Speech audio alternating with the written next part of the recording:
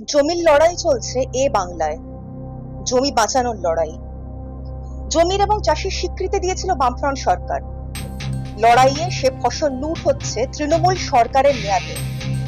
10ই March 177 জন আদিবাসী বর্গাদারকে উচ্ছেদের চেষ্টা করা হয়েছে হুগলি জেলার দাঁতপুর ব্লকের মূলগ্রামে।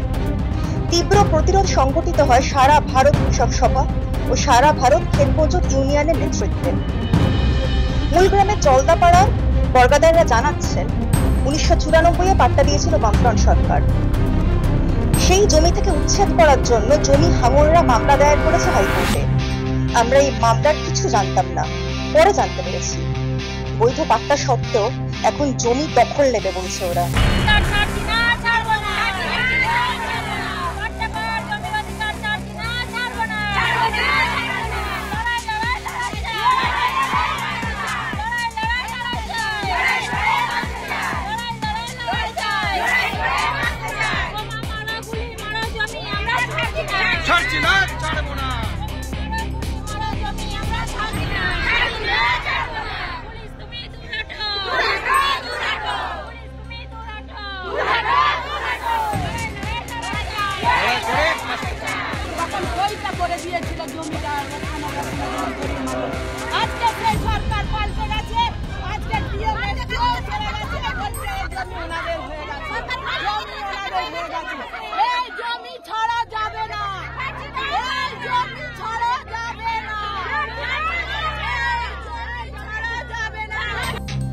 ফেব্রুয়ারি দক্ষিণ দিনাজপুরের বালুরঘাট ব্লকের ডাঙ্গা পঞ্চায়েতের ধলতারা, চক বিজয়শ্রী ও মাধবপাড়া মৌজার গ্রামবাসীরা নামলেন প্রতিরোধে।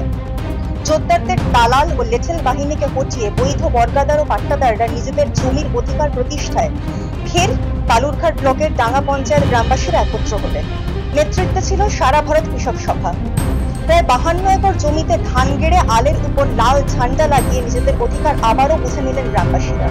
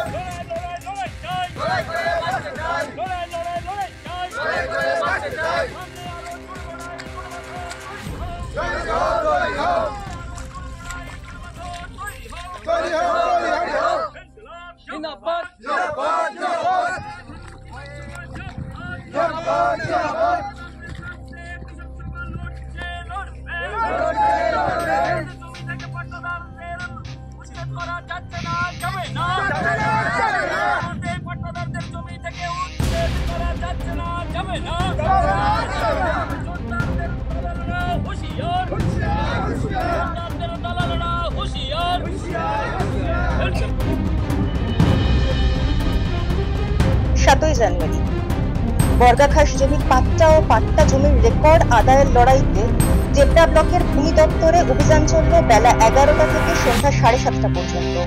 চলল ঘেরাও বিক্ষোভ।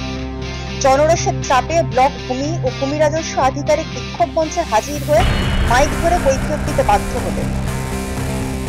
21শে ডিসেম্বর 2024 মালদহের হরিশ্চন্দ্রপুরের মহেন্দ্রপুর অঞ্চলে একই ছবি প্রতিরোধের।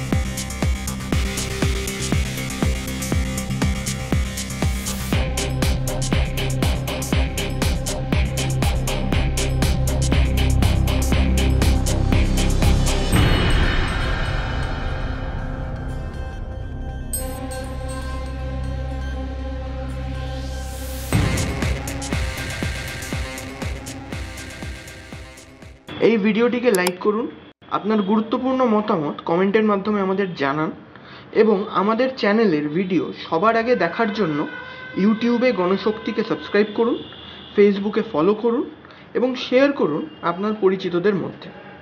আমাদের চ্যানেলে আপলোড হওয়া ভিডিও নোটিফিকেশন পেতে বেল আইকনটি ক্লিক করতে ভুলবেন না।